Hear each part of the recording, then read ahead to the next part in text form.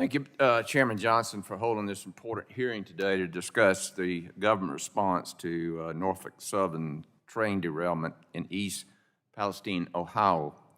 I certainly want to express my continued thoughts and prayers to the people impacted by this tragic accident.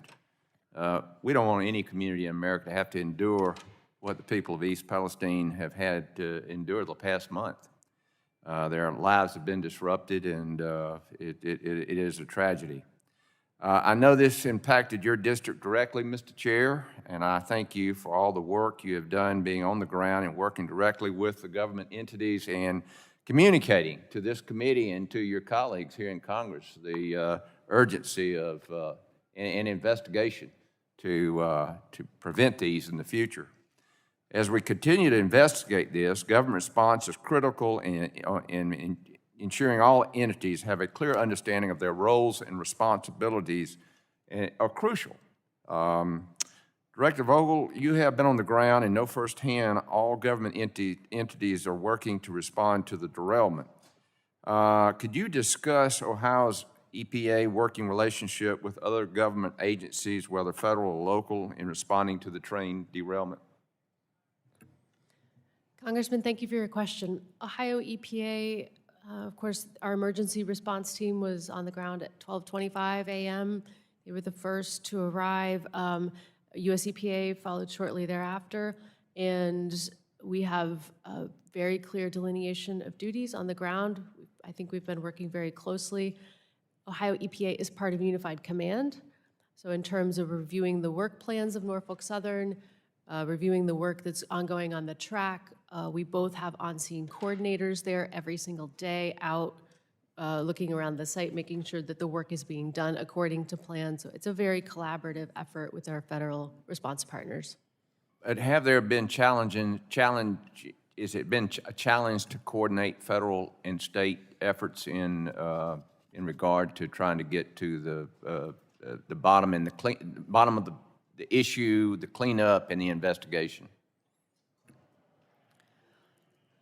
Congressman, I can't think of a challenge that we've had with our federal response partners. I think we've been very coordinated in doing our best to get information from the railroad at times and making sure that they are doing the work plans appropriately.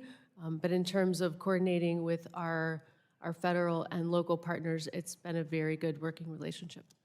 Administrator Shore, it's your turn. What do you consider, or how would you consider the relationship should look like, and how did it look in this incident between local, state, and federal government?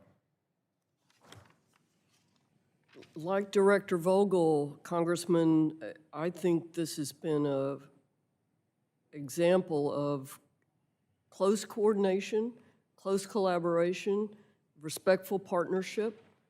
Director Vogel is on my speed dial, and we talk frequently, and I've been with her at numerous meetings in East Palestine, and that will continue. Well, thank you for your response and the coordination and how you're working together. As far as just a follow-up, as far as overprescribed agencies, can you describe what enforcement authorities U.S. EPA has under the Comprehensive Environmental Response Compensation and Liability Act, and what is it using for the cleanup? Under CERCLA, as you note, that grants EPA the authority to hold a principal responsible party, in this case Norfolk Southern, responsible and accountable, so that they will be required to pay for all the costs of the cleanup, not only their own costs, but those of EPA and the other responding agencies. In your opinion, I've got just 30 seconds left, how is the recovery going, and how are we doing as far as getting this right? How's the process going? Fast enough, not fast enough? What can we do to help?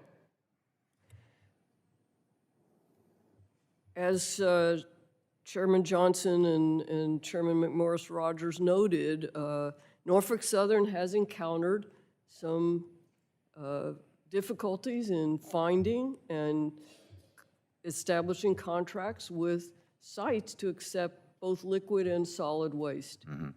And I think we could accelerate the cleanup if they were able to fulfill that obligation more expeditiously. Great. Thank you so much for your testimony this morning, and I yield back, Mr. Chairman.